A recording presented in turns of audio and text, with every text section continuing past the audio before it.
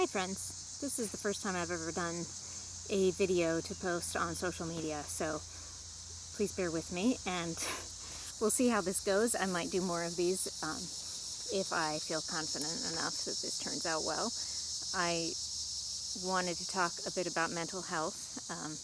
I've been doing that more and more lately because I feel really blessed that I've been given the gift of being able to not be ashamed to talk about my mental health struggles, as many of you already know.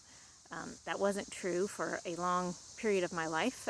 I was deeply ashamed of the stuff that went on in my head, but ever since I had a mental breakdown about 6 years ago that included hospitalization and an official diagnosis of an anxiety disorder and OCD, things have changed for me. Things have changed. I grew a lot more in confidence at that time, and after therapy and group therapy with other people who were struggling, to feel like I have nothing to be ashamed of here. And in fact, the more that I put aside shame and talk, the more it actually helps other people and helps bring other people out of the woodwork that are dealing with secret mental disorders that they're too ashamed to talk about. So we'll see how it goes, I might do a series of these kind of videos talking about my particular experience. And so with this whole COVID pandemic,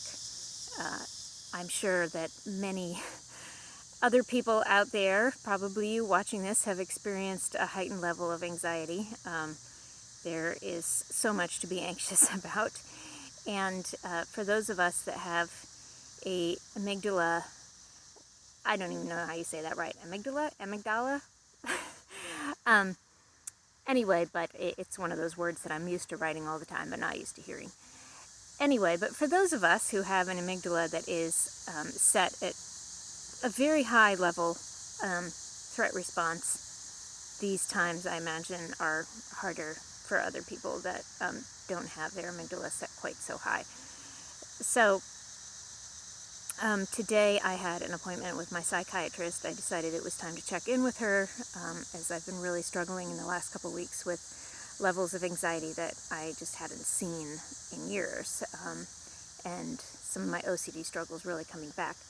So I thought I would share something that we talked about this morning, that I've been pondering today, and sort of came up with an analogy to describe it. It's just so helpful. We were talking about anxiety baseline, sort of where you are at naturally. So if I bring this out, let's imagine your anxiety baseline, say, is down here. I'm going to call that the cool cat line, where you are feeling pretty chill generally. Things don't get to you. Let's say right up here is the more jumpy cat line. The jumpy, skittery cat that you kind of have to coax them to come out and, play with you or be picked up. And up here we are getting to the more feral cat level that of anxiety, that they're not going to come near you, and they are, and then up here is more like cat up a tree. No way are they coming down for anything because they are completely terrified. So let's take these as anxiety baselines. So when I ended up being hospitalized 6 years ago, I got to the point where my anxiety baseline was here. So I couldn't handle any little stresses. They tipped me over the edge, and I was really, really, really struggling. So imagine that stresses come in different sizes. We'll say there's the 1-inch stress, and there's the 2-inch stress, there's the 3-inch stress. So if your anxiety baseline is down here, and you have a 1-inch stressor, it doesn't raise it up very high. Like, let's imagine anxiety, these stressors are like waves. So if you have 1-inch waves and your baseline is down here, 1-inch waves are just little stresses in life. It just doesn't raise you up very high. But the higher your baseline gets up here, depending on what level of cat you're at, the higher it gets, you have these might just be little stressors, but they are tipping you, higher and higher. So you know, maybe when you're down here, you can have a 3-inch, a major stressor, but you can generally handle it pretty well. But if you are up here and you have a major stressor, it's awful. You know, it's like you just feel like you can't handle it. So this makes a lot of sense to me because, you know, as I talked about with my psychiatrist, right now my anxiety baseline has risen up pretty high with all the stress, and that explains why I just have not been able to handle these things that I normally handle. So my anxiety baseline is generally far lower than it ever was pre-hospitalization. I'm on meds. I have a lot of much more healthy lifestyle, self-care routines, things that keep me way down with the help of meds. Hold on.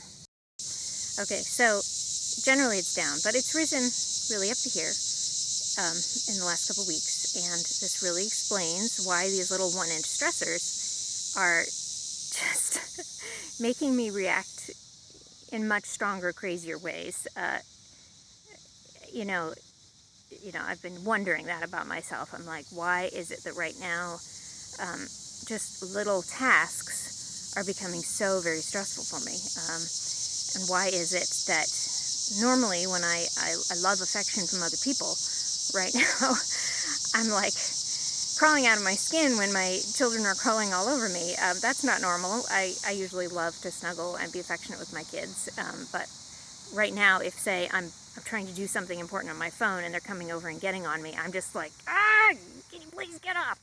And that explains why my last experience of having a cat was not so great at the time, because my anxiety level was so high and she just was like crawling all over me all the time.